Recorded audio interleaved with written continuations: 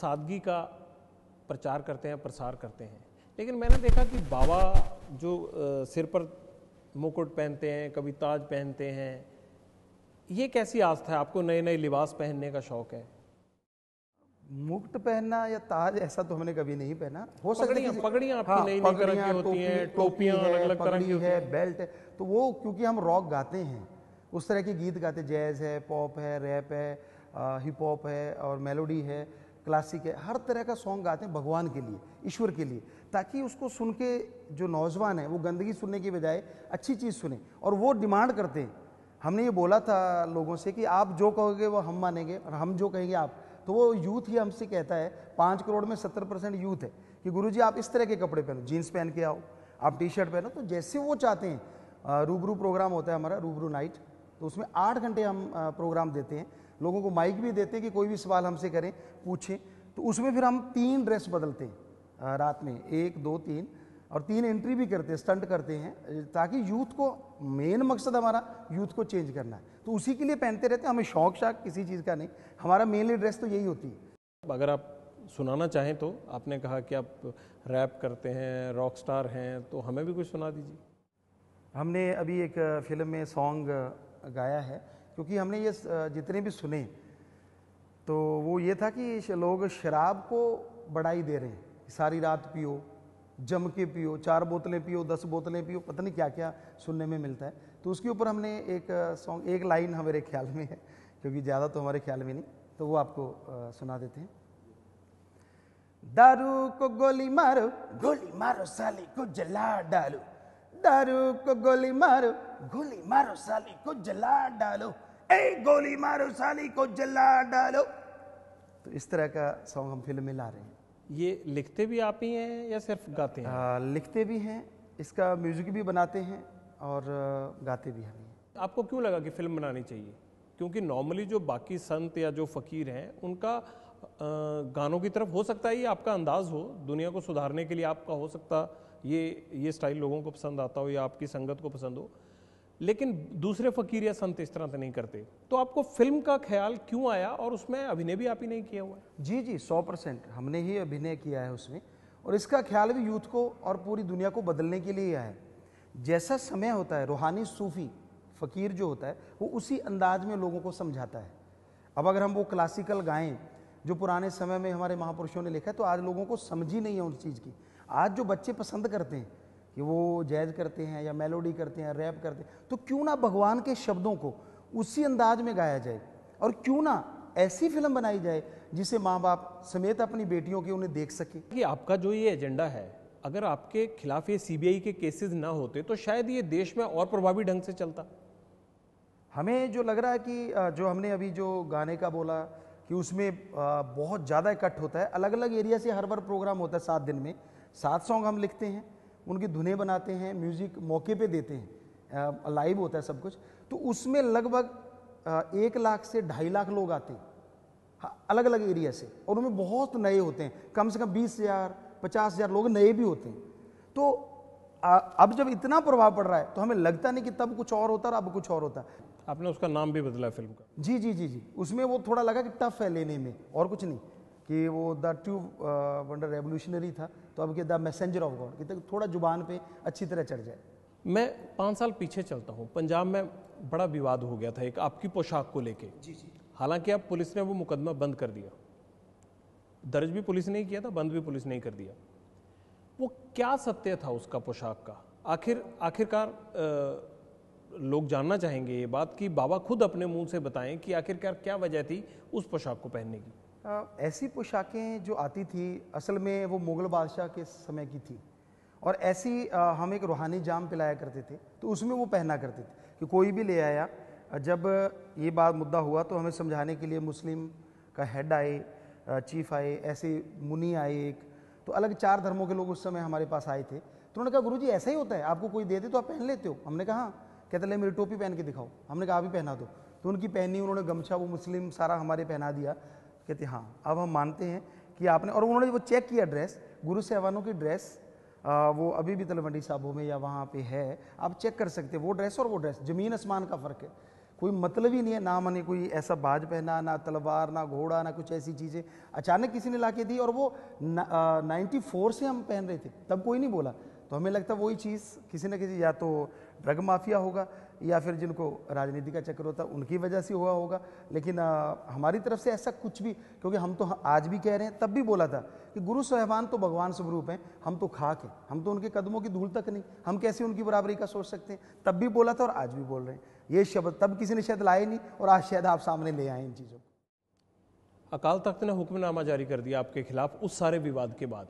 आपको लगा नहीं कभी कि एक फ़कीर, जैसे बोल रहे हैं अभी आप, एक फ़कीर को जाके वहाँ बोल देना चाहिए कि आखिरकार किस चीज़ का सामाजिक बहिष्कार, आपने वो पहल क्यों नहीं की? हमने बहुत बार पहल की। यहाँ उनके लोग आए, मीडिया जो बीच के लोग, माध्यम, वो लोग आए, उन्होंने कहा गुरुजी आप लिख के दे दो साइन करके। हमने लिख के दे दिया।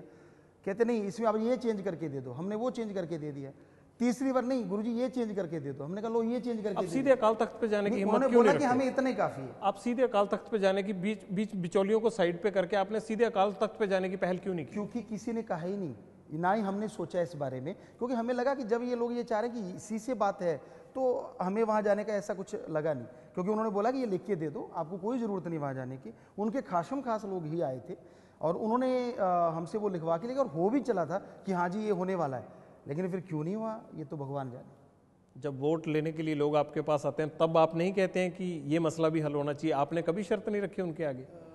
जब भी जितने लोग भी आए हैं, पंजाब से भी बहुत सारे लोग आते हाँ हैं। जी बिल्कुल, सभी लोग आते हैं। हमने कहा हर पार्टी के सभी लोग लगभग हमारे पास आते हैं, और हमने हर किसी को बोला कि भाई क्यों आप भाईचारा बिगाड़ रहे हैं। ये हमारी तरफ से तो ऐसा कुछ हुआ ही नहीं था, ना ही हमने कभी सोचा था। आप हमारी इतनी सत्संगे हैं, एक शब्द बोल दो हमने किसी धर्म के खिलाफ बोला हो कभी, तो आप इसको समाप्त करें। सभी ने कहा हाँ जी करेंगे, पर ढाक के 3 पात वाली बात हुआ कुछ भी नहीं। आपको लगता है नहीं कि डेरे की जो गतिविधियां पंजाब में थी, इस पूरे विवाद के चलते उनमें बहुत कमी आ गई, तो नुकसान तो डेरे को ही हुआ? नहीं, ऐसा कुछ नहीं हुआ।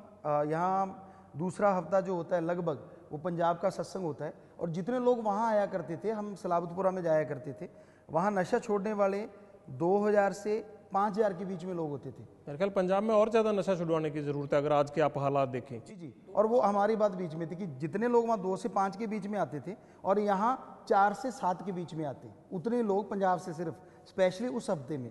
तो वो चीज़ तो नहीं हुआ। हाँ, ये आप कह रहे हैं कि अगर हम वहाँ जाते, और आप जाएंगे जैसा कि लग रहा है कि लोग चाह रहे हैं, तो अगर वहाँ जाते हैं तो नशा जल्दी छूटेगा और लोग जल्दी छोड़ेंगे। लेकिन आपको ये नहीं लगता कि विरोध भी होगा अगर आप वहाँ जाएंगे? तो फिर हो सकता है ऐसा हो, पर हम सोच रहे हैं कि ऐसा ना हो तभी जाएं।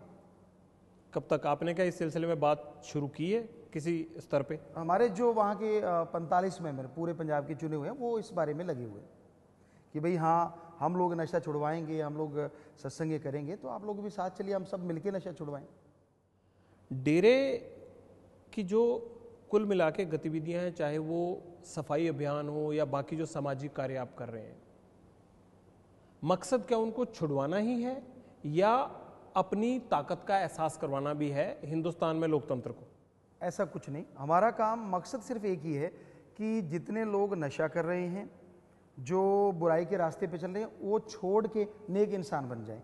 जैसे हम नशा छुड़वाते हैं, सफाई महाअभियान है, बदले में हमने किसी को नहीं कहा कि हमें वोट जरूर डालना, या हमें कुछ बना देना, या हमारे आश्रम का आके फ़ायदा करना, या यहाँ आके ऐसा कुछ करना। आपने थोड़ी देर पहले आपने जिक्र किया था कि मुस्लिम लोग आए थे, उन्होंने वो पोशाक दी आपको, लेकिन मैं भी आपका रिसर्च कर रहा था, आप उन इलाकों में बहुत कम जाते हैं जहाँ पे मुस्लिम बहुल इलाके हैं। हर जगह गए हम, पूरा मध्य प्रदेश, पूरा राजस्थान, मतलब हर तहसील के आगे गाँव में, पूरा महाराष्ट्र, और पूरा ये कर्नाटका का एरिया, केरला में, तो हर जगह जाते हैं। और कम से कम अगर 5 करोड़ लोग हैं तो उनमें लगभग 25 से 30 लाख मुस्लिम भी हैं। कैसे बाबा को गद्दी दी गई और कैसे शाह सतनाम जी के संपर्क में आप आए? क्या आप बचपन के बाद करते रहे हैं? उस बारे में जानना चाहते हैं आपसे।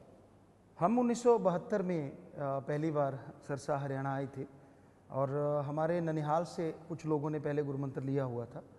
हमारे शायद नानी जी थे, मामा जी थे, तो उन्होंने बोला कि ऐसे हैं, संत हैं, महापुरुष हैं। तो अंदर से ख्याल भी था कि ऐसा, हम तो तब सिर्फ 5 साल के थे, तो गुरुजी के पास आए और जैसे गुरुजी के पास आए तो हम जा रहे थे अपने पिताजी के साथ, तो उन्होंने बुलाया, ये कौन है? उन्होंने बोला कि ये तो नंबरदार हैं फलां गाँव के, उनका बेटा है। तो कहते ठीक है, कुछ नहीं, गुरुजी गए, बैठे, नाम देने लगे गुरु मंत्र, तो हम पीछे बैठे थे, तो गुरुजी ने बुलाया, इधर आके बैठो, तो हम उनके पास बैठ के, जहाँ उन्होंने बुलाया, पिताजी भी हमारे साथ थे, तो वो गुरु मंत्र लिया। उसके बाद हमने, यहाँ सत्संगें होती राजस्थान में, गुरुजी सत्संगें करते, तो हम भगवान की कृपा से 6-7 साल के ट्रैक्टर चलाने लग गए थे। हालांकि हम स्टीयरिंग के ऊपर से कुछ नहीं दिखता, हम साइड से चलाया करते थे। तो वहाँ लोगों को नशा छुड़वाने के लिए लेके आते गुरुजी के पास, नशा छुड़वाते। तो यूँ करते करते करते करते फिर सत्संगे जैसे हम बड़े होते गए, हमारे पास गाड़ी आई, हमने फिर उस गाड़ी से लोगों को सत्संग पे लेके जाना या साथ संगत की सेवा करना, ये शुरू कर दिया। तो फिर गुरुजी ने अचानक हमें बुलाया 90 में, क्योंकि हम सेवा करते ही थे, गुरुजी की निगाह में थे, गुरुजी के पास आते थे, गुरुजी कई यात्राएं की, उनके साथ रहे, सत्संगे करते रहे, तो उनके साथ रहते थे। तो फिर वो बुला लेते थे, हम बाहर खड़े होते थे क्योंकि उनको बुलाओ। तो 2 साल पहले से ही हमें उन्होंने बुलाना शुरू किया, ज़्यादा पैसे पहले बुलाते, लेकिन फिर बुलाना शुरू कर दिया, अंदर बुलाना, बैठना, पूछना, बातों बातों में कि आपके कितने बच्चे हैं, हम बताते जी ऐसे बेटियाँ, बेटा है, कितनी उम्र है, वो तो बहुत 1 साल की करीब, जब लास्ट में पूछा तो बड़े बेटा जो 4-5 साल का, बेटी भी ऐसी है, तो कहते आपके पिताजी मजबूत हैं, हमने देखा है, वो संभाल लेंगे ना उनको। तो हम कहते आपकी रहमत हो, सब कुछ होता है, पर उन्होंने कुछ भी नहीं बोला कि हम ऐसा कुछ करेंगे।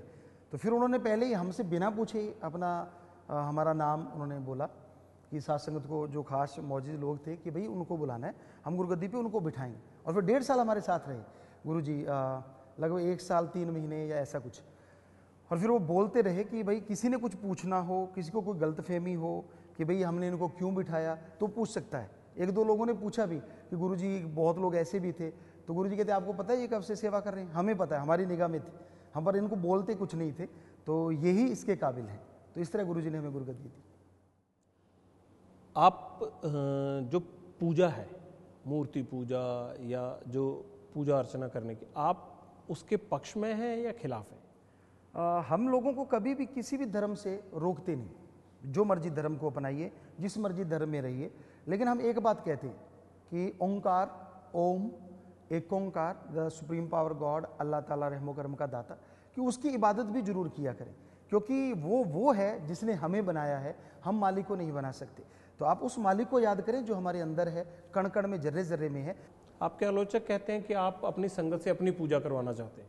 कभी भी नहीं, हम कभी भी अपने आप को गुरु भी नहीं, फकीर या सबके खाक या दास हमेशा कहते थे और हमेशा कहते रहते हैं। ये जो सुरक्षा का तामझाम है, पहले तो फकीर ऐसे ही घूमते थे, तो अब फकीरों को इतनी सुरक्षा क्यों रखनी पड़ती है? शायद आपको पता नहीं, पहले फकीर ऐसे नहीं घूमते थे। विश्वामित्र जी आए थे, उन्होंने श्री राम जी को लेके गए थे, और पूरी क्योंकि राक्षस प्रवृत्ति जब बढ़ जाती है तो चारों तरफ फिर ये चीज़ें जरूरत पड़ती है। तो हमें ऐसा कुछ नहीं, हमें आपने देखा हो, मुंबई में आपने देखा होगा, हम वैसे ही घूम रहे हैं, बहुत जगहों पे वैसे ही घूमते रहते, यहाँ भी आश्रम में भी कई बार हम अकेले निकल जाते हैं, किसी को कुछ पता ही नहीं होता कि हम चले गए, तो ऐसा चले जाते हैं। लेकिन जो लोग साथ हैं, इतने लोग हैं, उनके बीच में कुछ ऐसा ना कर दे, तो ऐसा हमें बोला गया कि गुरुजी इसलिए आपकी सुरक्षा करना हमारा फर्ज बनता है। आप क्या चाहते हैं कि देश के लिए नरेंद्र मोदी क्या करेंगे?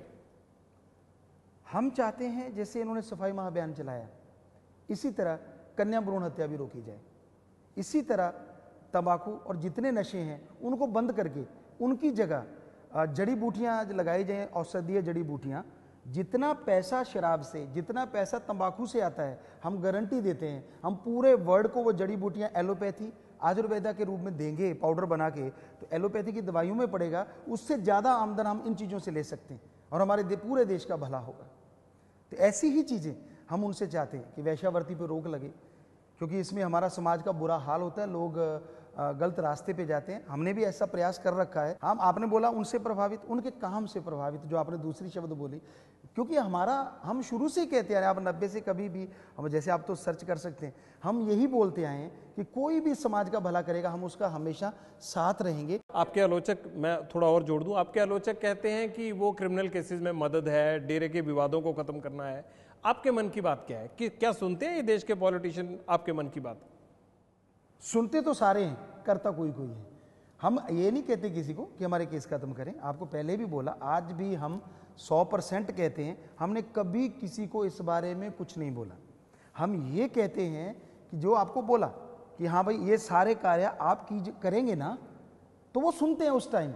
और आपने जैसे बोला बाद में कुछ लोगों को हमने ऐसा करते देखा, कई पंजाब की पंचायतों ने पंजाब में अपने गांव से नशा भगा दिया, अपने दो जोर पे, जो हमसे वायदा करके गए सरपंच कि हम ऐसा करेंगे गुरुजी, सभी ने तो नहीं किया पर कुछ ना कुछ तो हुआ। तो ऐसा ही सभी जगहों पे हमें देखने को मिलता है कि कुछ ना कुछ तो हो रहा है कि ऐसा हम करेंगे। तो वही हमारे मन की बात और बाहर की बात, जुबान की बात कह लीजिए, आत्मा की बात हम कहते हैं, मन की बात को हम कहते हैं कि अच्छी नहीं होती, कि वो नेगेटिव पावर को मन कहते हैं धर्मों में, और आत्मा की आवाज़ पॉजिटिव पावर होती है। तो हमारी तो पॉजिटिव आवाज़ होती है। बहुत बहुत शुक्रिया, आपने हमें टाइम दिया। एबीपी न्यूज़ पर बाबा राम रहीम के साथ सिर्फ इतना ही। आप देखते रहिए एबीपी न्यूज़।